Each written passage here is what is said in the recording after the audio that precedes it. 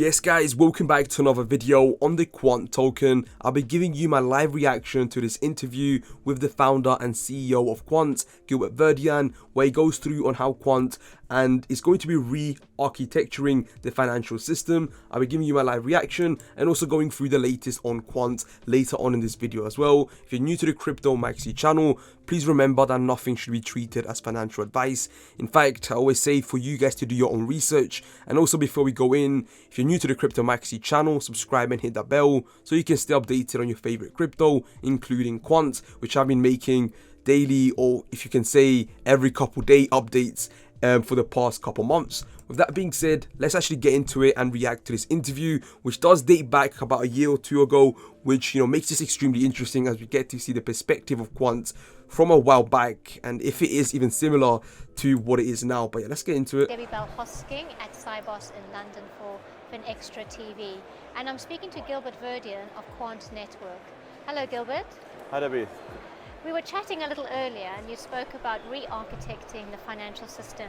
What do you mean by that? We're living in a... Now, really, by the way, I want to remind you, this is from 3 years ago. So this is going to be extremely interesting to actually hear from the founder.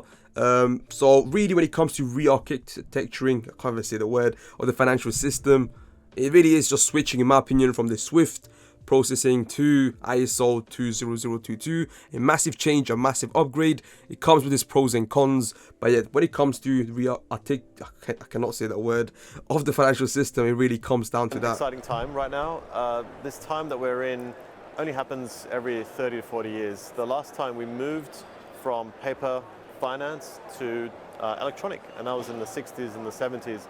We then went digital, but now we're in a state where we're actually able to go decentralized, which means we're able to disintermediate how we run the financial system. This actually does make it a bit odd, as it does bring up decentralized. Now, this is obviously the complete opposite. It's going to be centralizing. I mean, this was 3 years ago, let's remember.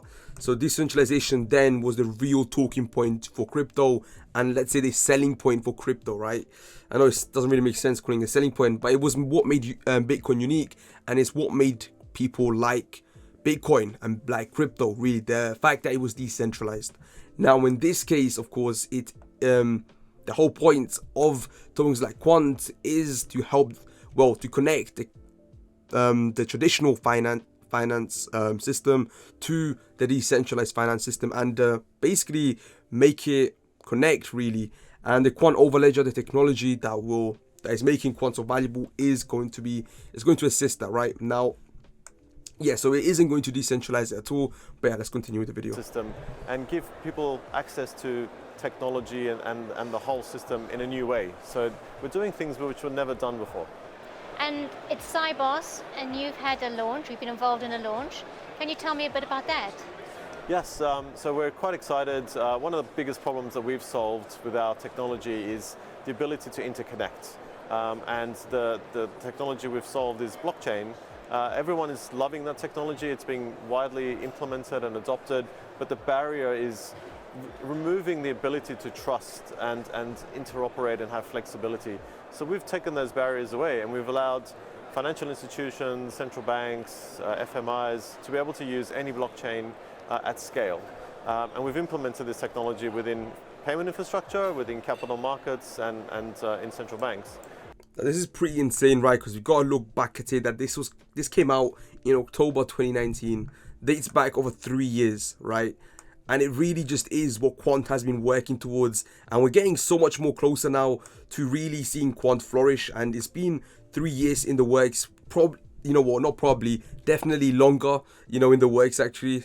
Now that I say that, and we're getting to the nitty-gritty point, the fact that Quant right now, back then, sitting at a couple cents, couple dollars, and now really we're looking at Quant's over $100, and we're looking at the price here, seeing the dips for the fact that Quant also ride all the way up to $380, when back in 2019 during this interview it was sitting at around $3-4, so a couple dollars. Just makes it pretty interesting, I've got to say. But yeah. And what we've done is we've created a network of networks that's fit for a hyper-connected world. And that's quite exciting, because if you look at how we're doing the system and innovation, we're operating in silos. And what we've done is we've allowed everyone to innovate and build, but we've interconnected everyone. We're allowing people to have access to new markets, new technologies, new customers, and keep what they've already got, but making it compatible and interoperable.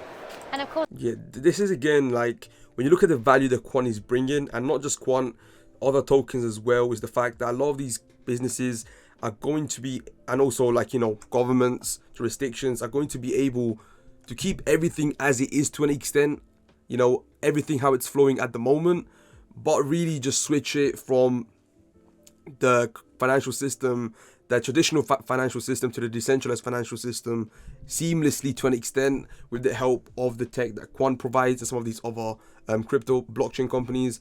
Yeah, so that really brings the whole lot of value, so much value in the space. And yeah, I just thought I'd bring that up. of course, the theme of this year's Cyboss is thriving in a hyper-connected world. Yes. Where do you see this going, you know, years from now? Where, you know, you've done your launch today as Cyboss. What does the future hold?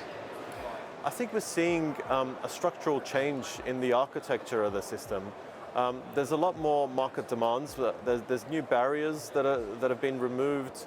Regulation has caught up, which is really exciting. I come from the Bank of England, the Treasury.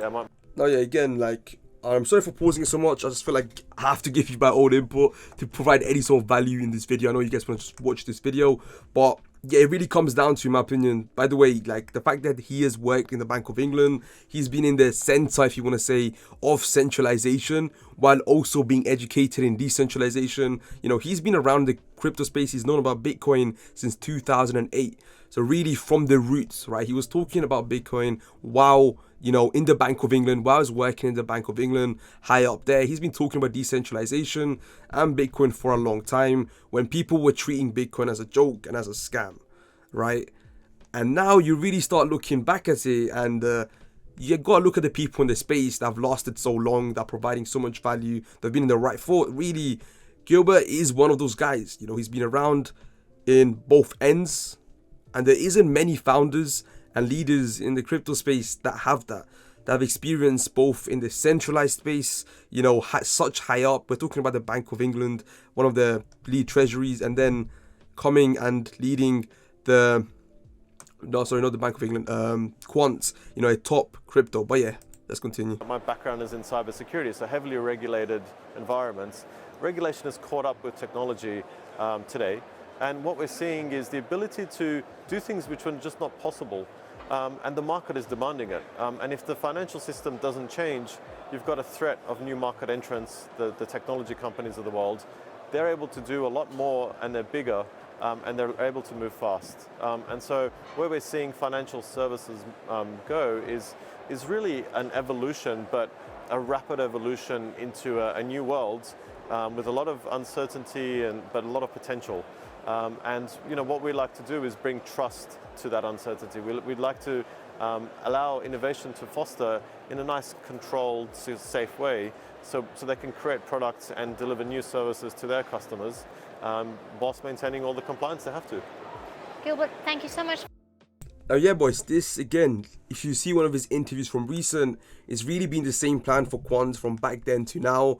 Probably some minor changes, of course, some new vocabulary, if you were to say, that's come out. But yeah, it's really been an extremely similar answer that you would probably give recently, which just shows Quant has been on the right track from the very first day. When you have such a knowledgeable leader, not only in the centralized space, but also the decentralized, which, you know, just makes this token so much more valuable, in my opinion, than other tokens that are promising, you know, big things. Quant, in my opinion, will actually be able to deliver with their network and also with the value they will be able to provide. But yeah, guys, in my opinion, you know, we are looking at extremely exciting months and years ahead for Quant. Time will definitely tell on where we will be heading, and Quant sitting $110 really does look like a steal, even after this massive rally from back in 2019. Hopefully you guys have enjoyed this video. If you have, leave a like, subscribe and hit the bell. I'll see you guys next time. Peace.